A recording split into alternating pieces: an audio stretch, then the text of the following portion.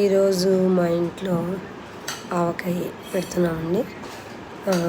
ఉప్పు, కారం, ఆవపిండి అన్నీ రెడీ చేసుకొని అన్నీ ఈక్వల్గా మెజర్ చేసుకోవాలి.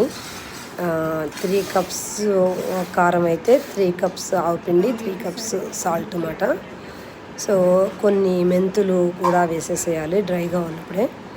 తర్వాత చిన్న రసాలు కొనుక్కొని వాటిని బాగా నీట్గా వాష్ చేసుకొని గుడ్డు పెట్టి తుడుచుకొని వాటిని మన బయటకు తీసుకెళ్తే మేదర బజార్లో వాళ్ళు వర్క్ చేసేవాళ్ళు వాటిని టెంకతో పాటు ముక్కలు కట్ చేస్తారన్నమాట.